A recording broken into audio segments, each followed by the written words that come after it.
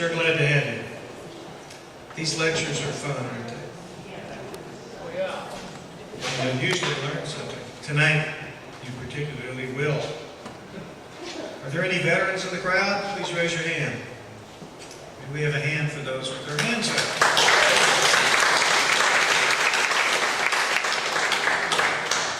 We appreciate you. Our speaker tonight is Dr. John Guthrie Ford. It's very hard to introduce him. Because when I say that he's a historian, he denies it. And yet, he has written two of the finest history books concerning our town that have yet to come out. One is A Texas Island. These are both incidentally available at the gift shop. And I'm certain that since Guthrie's here, he'd be happy to sign them for you. And The Mercer Logs. This is a wonderful little collection of facts about our island, most of which you probably didn't know. It's really fun. The Mercer Logs are a far more scholarly endeavor. The Mercer Logs are probably the single most valuable artifact we will ever have at the museum. They're now, thanks to the care of Guthrie Ford, they are now in an archive in Corpus Christi where they're being carefully watched. Earlier in their life, they were shared by anyone and everyone who wanted to pick them up.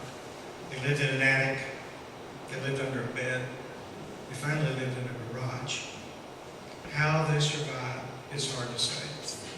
It was a really tough job to transcribe them all and then to turn them into a usable form. And that's precisely what the museum did. And thanks to Guthrie, you can now read a good portion of these logs. This is an excerpt of it.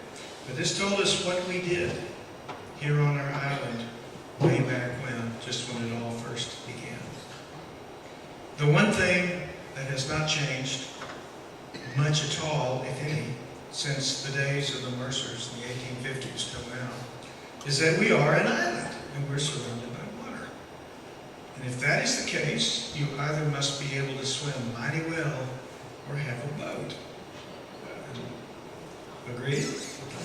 That will be the subject of Dr. Ford's chat with you tonight, the maritime history of Port Aransas. Please welcome Dr. John Guthrie Ford.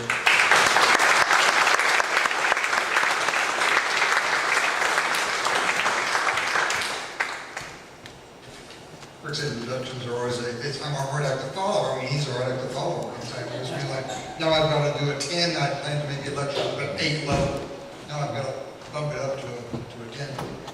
Someone asked me if I enjoy history. And I enjoy history, although I'm not a historian. From the research perspective, I enjoy doing research. That's what I did professionally as a psychologist for 30 years, research psychologist. I enjoy writing, so I enjoy putting the pen to the paper and scribbling some things down. But as a consumer of history, what I like about history is it changes the way I see things. So when I went to the Pearl Harbor, Arizona War, rather than looking at a strange piece of architecture of the water, it had a deep emotional meaning because I understood the history behind that memorial. When I was on the Normandy beach in France, it just wasn't a long beach of small pebbles and sand. It was where the free world overcame the next dark age. So tonight, if I'm doing my job, tomorrow when you see the Pollyanna, or when you see Harbor Island, maybe you'll see it differently. So just consider that. Rick said it, kind of anticipating what I'm going to talk about tonight. If you have a group of people who live next to water, and you have the duration of time, you have, by definition, maritime history. But I challenge any town the size of Port Aransas to present a maritime history as divergent and as interesting as ours. That's the remarkable thing about the maritime history. For an island as small as we are, for a community as small as we've always been, to come up with this extraordinarily complicated and divergent maritime history is a tremendous stroke of luck, personally, and a great deal of elbow grease, sweat, blood and tears on the part of the islanders, as we'll see. My goal tonight is to speak to the theme of the maritime history. I have a second goal, and that goal is to tangent away from that theme on occasion. Now, it may strike you odd that a public speaker tells his audience that he's going to spend some of the evening not speaking to the topic. But that's what I'm telling you, because I find that some of maritime history has some backstories, has some anecdotes, has some Paul Harvey's The Rest of the Stories that I find very interesting. I think you will too. So, this is my general topic outline, but I'm going to spin off on occasion, and we'll not be talking about maritime history at all. We may be talking about a federal sailor, or a federal soldier, or a man driving nails somewhere on St. Joanne. Let's start at the beginning. The first islanders are recognized as the Karankawa people, Native Americans. The Karankawa were a tribe of Indians living between Galveston and Corpus Christi. They were a coastal people. Migration and hunting and gathering was their mode of operandi. During the winter months, the chilly months, they lived on the coast. During the chilly months, they lived on Mustang Island, the Barrier Islands. The reason they lived on the islands during the chilly months is that when you could eat oysters during those months and not get sick. And oysters was one of their favorite fares. During the warm months, they left the islands and moved inland where they harvested berries and wild game. The Karankawa were a maritime people in that their boat was, at the bottom, the dugout canoe, in their language called the Wahine. This is how they navigated between the mainland and Mustang Island, to, if you will, ferry across their families and their goods. The Wahine was also handy as a defensive measure. If they were confronted by an overwhelming enemy, everyone went to the Wahine, pulled out about 100, 200 yards, and sat with the buffer of water as a good defense. On Mustang Island, there are 6 certified archaeological sites for the Karankawa people. They were on the island about 1,000 years. With the influx of the Americans, Anglo-Americans coming to Texas in the 1820s, they started displacing the Indians from the coastline, and the Karankawa were not able to assimilate into the larger culture. There was continual conflict, war, and strife between them and the white folks. So much so that, unfortunately, in 1857, the Karankawa sun finally set, and they went extinct as a group of people. In 1845, 2 large sailing ships came through the Aransas Pass. They were carrying an army commanded by the general on your left, General Zachary Taylor. He had been sent to Corpus Christi, that's his port of call, he was heading there, by President Polk, in order to encamp a large army to tweak the Mexicans into war, to provoke the nation of Mexico to go to war with the United States. Now, what the war was going on? In 1845, Texas became a state. When it became a state, Mexico immediately said the boundary between Mexico and the United States is the Nueces River. The United States said, no, it's the Rio Grande, and Polk sent Zachary Taylor to Corpus Christi to make the point that it will be the Rio Grande River. Among Taylor's troops that came through the Aransas Pass was a young officer of infantry, second lieutenant, Tito right there. And when he was transferring from one ship to another, about where the lighthouse is today, he went overboard in full gear and back, to the delight of his men. There's nothing better than to see an officer go overboard. Luckily for the Union, 20 years later, this guy did not drown. Because 20 years later, this guy was the Ulysses S. Grant, Major General in charge of the Army of the Potomac, which was the most powerful federal army and the army that ended up winning the war in the East.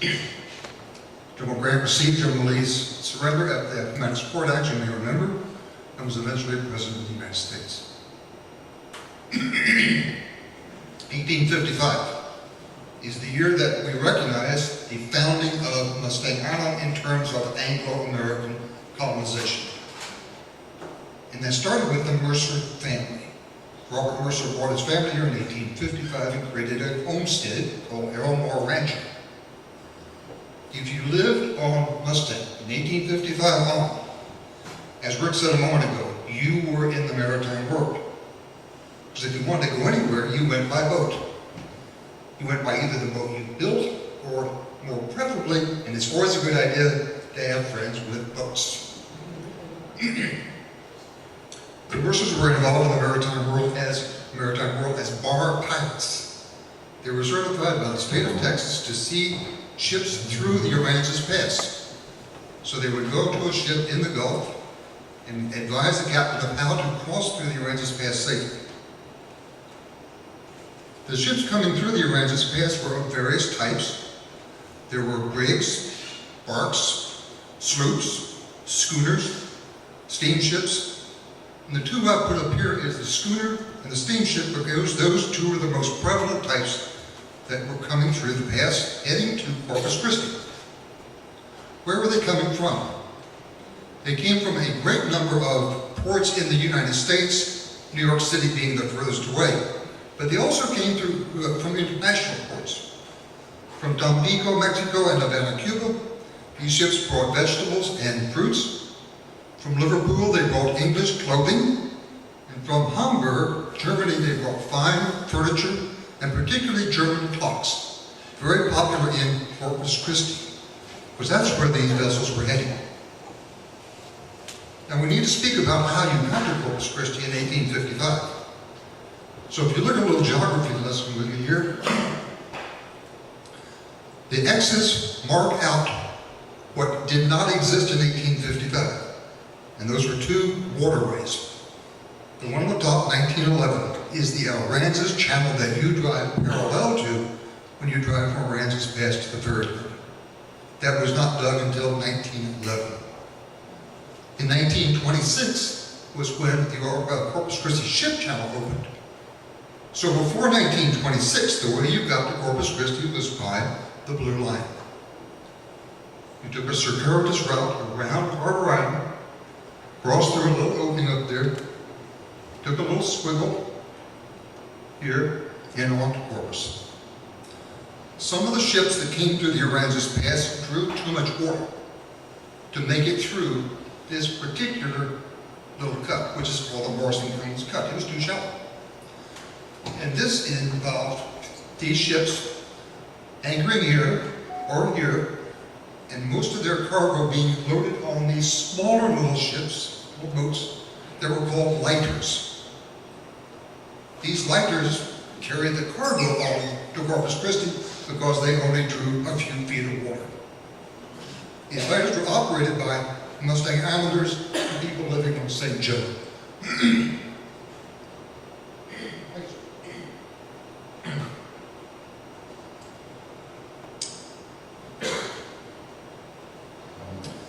One of the steamships that came through the pass very, very frequently was the SS Mary of the Morgan Steamship Line, nationally known, very popular steamship.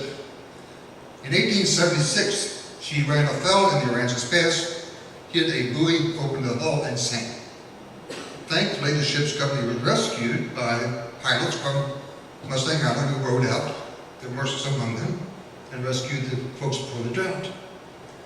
The loss of the Mary brought the attention of the government to the dangerous pass, the Aransas Pass, so dangerous that it really warranted a life-saving function. So that accidents like the Mary, when they occurred again, could be attended to.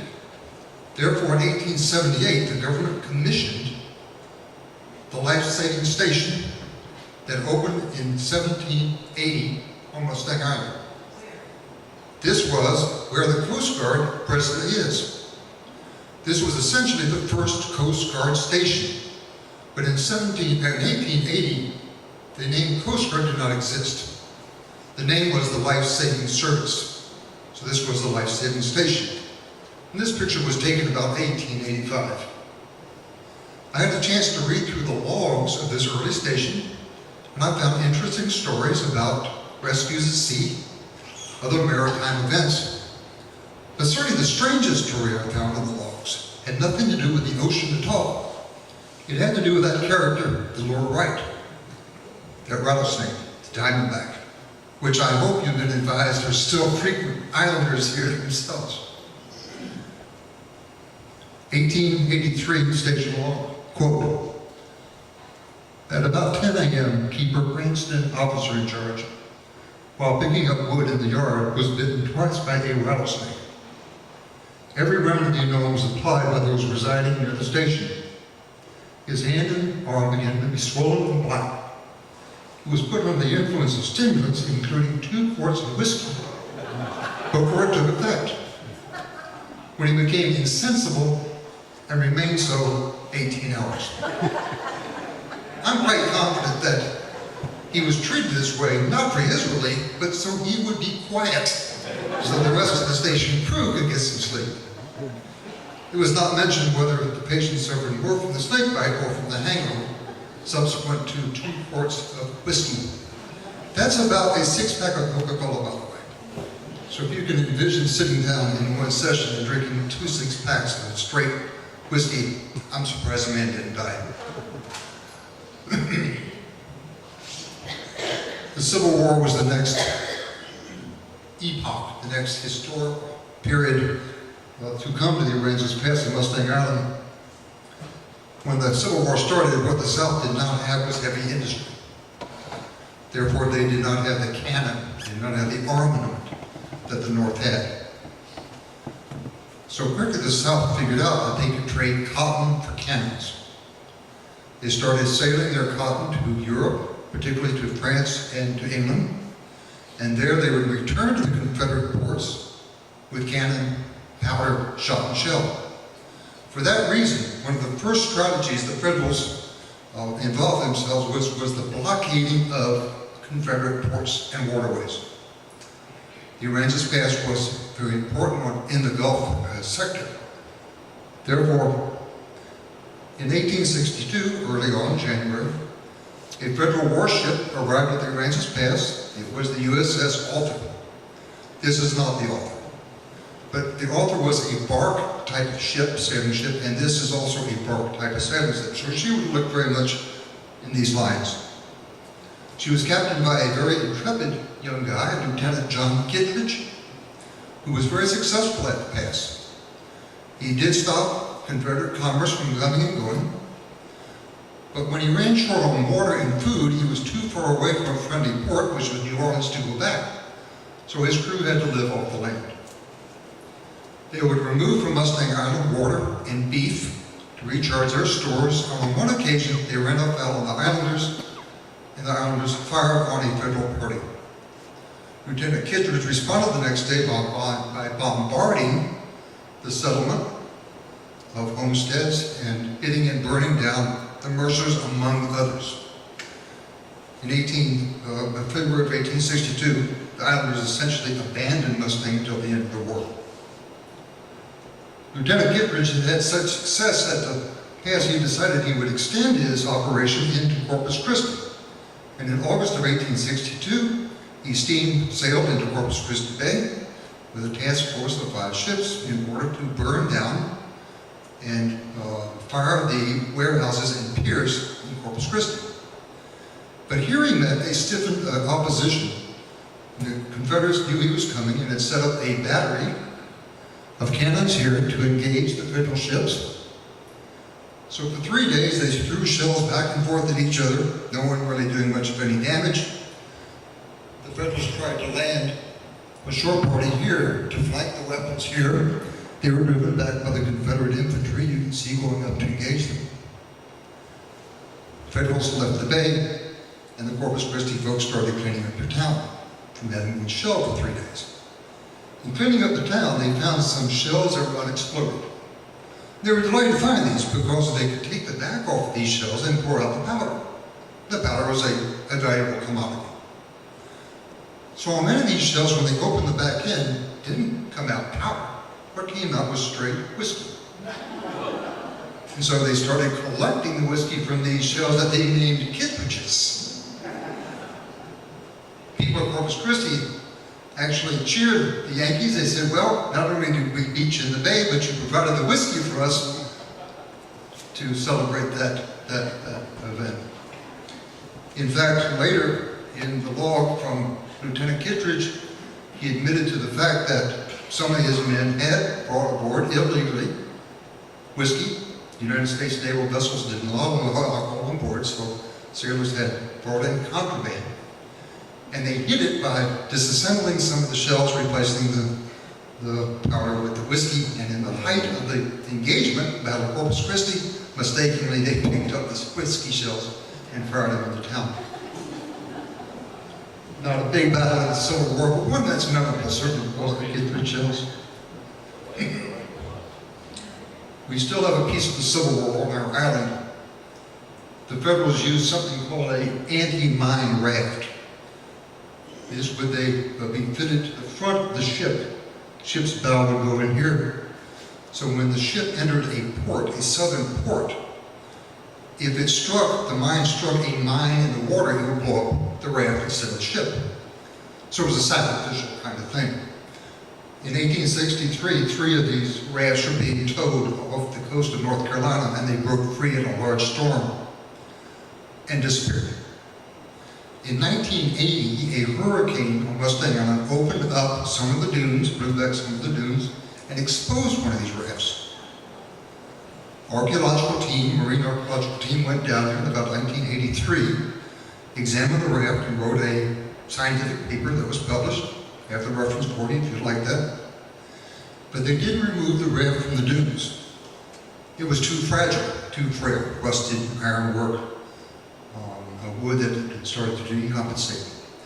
So it's still there in the dunes, but the location is a closely guarded secret. And I tried to nudge up with someone and said, come on, I'll tell this story, tell me where it is, let's go get some photographs. And he wouldn't yield, so it adds flavor to the fact that it's there somewhere. After the Civil War, the period of Reconstruction, one of the major aspects of Reconstruction on the Texas coast was improving the navigation of the Aransas Pass, making the Aransas Pass a stable waterway, a safe waterway, a waterway that was deep enough to handle all kinds of ships, and that was to be accomplished by, of course, the jetties. So the building of the jetties was an event that took almost 40 years, 1818 to 1919, and involved all kinds of maritime operations. Just a few of interest, that I find of interest, is the stones that made up the jetty, stones that you see today on the top, the big granite blocks, came from a quarry close to San Antonio. They arrived at Aransas Pass on the mainland on flat cars, rail cars. Those rail cars were moved onto barges, and those barges were taken out into Redfish Bay. In Redfish Bay, they were towed by these tugs out to these trestles. These trestles ran off of Mustang Island a mile into the Gulf. They were pushed up the trestle to the end of the trestle line, and the rocks were thrown off. And so they were built from the outside in. As they filled up, they cut the trestle, kept moving in, and this was a long engagement, about a 20-year engagement, to fill in a depth of up to 30 feet deep. What's the deep part of our jetties? Fascinating operation. I don't know if you could do it today in terms of cost, in terms of safety. The Comstock was a dredge that was dedicated to dredging out the Aransas Pass and the Aransas Channel, the channel between Aransas Pass and Port Aransas, the one that you parallel on 361 going to the ferry. Well-known ship for a long time in this area, probably 10 or 15 years, dredge Comstock. A great number of the jetty workers were from Central Europe. When they were in Tarpon, Texas, that was our name then, there was quite a bit of discrimination against them. They could not get a meal at a restaurant. They couldn't be served a drink. This didn't sit well with an individual named Tom Matthews. So he did a little bit of research and discovered that if he put his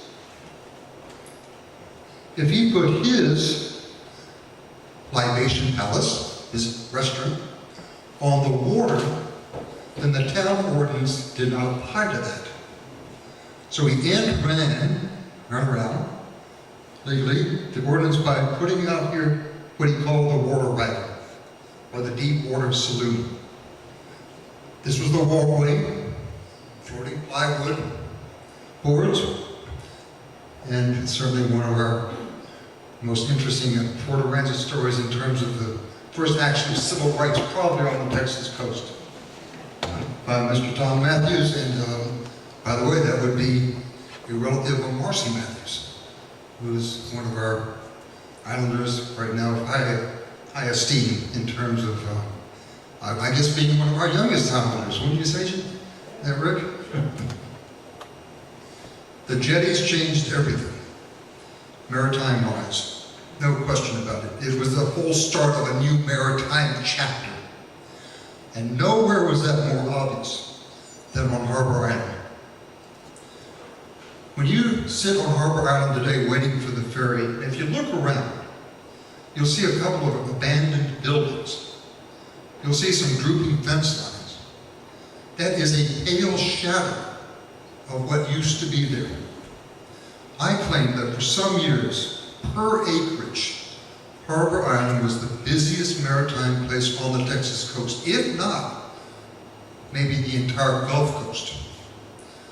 But once the Aransas Pass was opened by the jetty, ships could come through easily.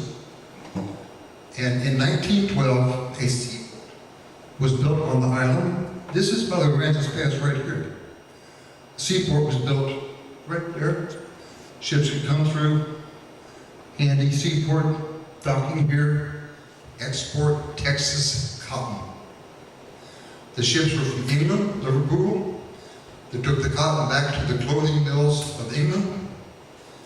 Therefore, lots of the threads that were worn by Brits, a lot of the clothes that were exported from England came from the cotton from Taft, Texas.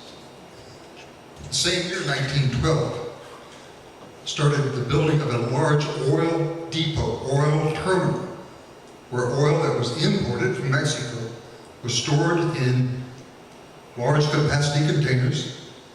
And this is a picture of the oil terminal about 1957 at the high point of it. I think I've counted up, there's something like 37 storage facilities. Can anyone remember the great oil farm, oil storage farm? And it was eaten away about 5 or 6 years ago, the last of them by the machines. 1918, a shipyard just to the right of where you wait for the ferry now. And they built concrete ships, concrete tankers. That was confusing to me. I'm not a naval architect kind of guy. And I said, concrete and ships seems pretty incongruent. How does that work? The concrete is what they use to coat the interior of the oil tanks inside the ship. Because the oil tanks were metal, they would rust and flake off into the oil and spoil it. By concreting the lining of the tanks, that prevented the spoiling of it. The concrete oil tanker did not work. And it wasn't because the tanks didn't work, that was fine. But the ship itself did not navigate well. It was not a good ship per se, and nothing came of the design. 1926, the ferry landing, not too far from the ferry landing where we use now, opened. And this was to celebrate the fact that motor vehicles could now come directly from Aransas Pass to Harbor Island, take the ferry over to Mustang Island, open the door to tourism. A tremendous chapter in our tourist history. 1976, this area right up here, we're on en route, opened a fabrication plant to make offshore petroleum rig components. Most notably, that component called a jacket. It's a large, derrick-looking thing. Perhaps you've seen some of these going down the channel. These monstrous things. They're no longer coming from Harbor Island, those are coming from Ingleside. But those used to be fabricated right there on Harbor Island. 1983 through now, notice our dates here, these are the ending dates for these functions. 1983,